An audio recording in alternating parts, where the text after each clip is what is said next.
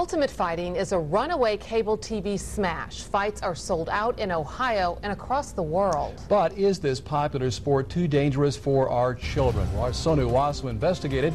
She's live in our Springfield newsroom with a story that is only on 2. Sonu. Mark, Michelle, trainers in the Miami Valley are teaching children to be just like the pros. Now, students as young as 6 are not fighting, but they are learning the elements of ultimate fighting. Punches and kicks some believe are too dangerous for youngsters. They are homegrown champions, practicing their moves in small homegrown gyms, training to fight in a cage, hoping to be the next Franklin, Lesnar, or Silva. Pros tell me the blood sport drives the fans wild. It's boxing with punches, kicks, knees, and elbows. It's wrestling with submission, chokeholds, joint locks, and it's ground striking. You can hold somebody down and punch them there. Moves like the ground pound and cobra strangle have millions of young fans hooked.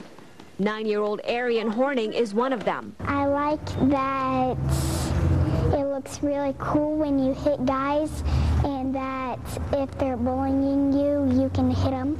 Arian comes to Drake's gym a few times a week to hit the mitts with her champion fighter dad. I love it. I don't like it. I love it. At gyms throughout the country, children are taking it a step further. Like the pros they watch on TV, they get into cages, punching, kicking, choking, slamming, in some cases with no headgear and no padding.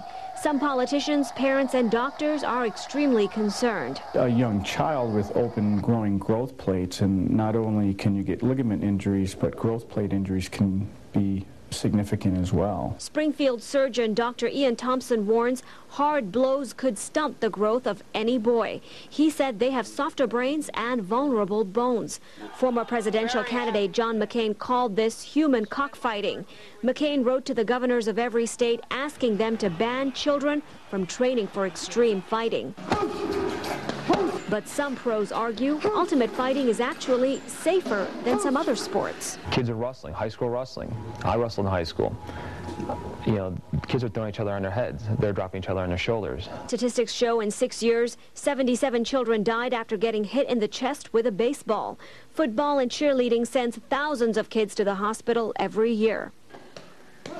There's a lot of publicity out there that does its best to make us all look like animals and make us look like we don't follow any rules and we're all crazy. Fighter Paul Hayes has a heavy hand and can throw a mean punch. Hayes says training to be a fighter saved his life. He grew up in an abusive home. Well, I was probably 6 years old and was beat so bad I was in the hospital. Hayes ran away from home when he was 12. A cocaine addict, he lived on the streets and robbed people to support his habit. Then he met Matt Horning. Instead of fighting out on the streets, Hayes started fighting in a ring. Just gave me the drive to not want to be like that. You know, just gave me the drive to want to succeed, to want to compete, to see how good I was. Hayes said he has newfound discipline, humility, and self-respect. But his mentor warns children interested in fighting need boundaries. Training, practicing, and having fun, yes. Don't mess with me, girlfriend. Competing, no. Horning admits he gets nervous when he thinks about his little girl getting hit in the head. If she gets to be 12, 13, 14 years old and she decides that she wants to compete, then so be it. You know, she can go compete and I'll help her the best that I can.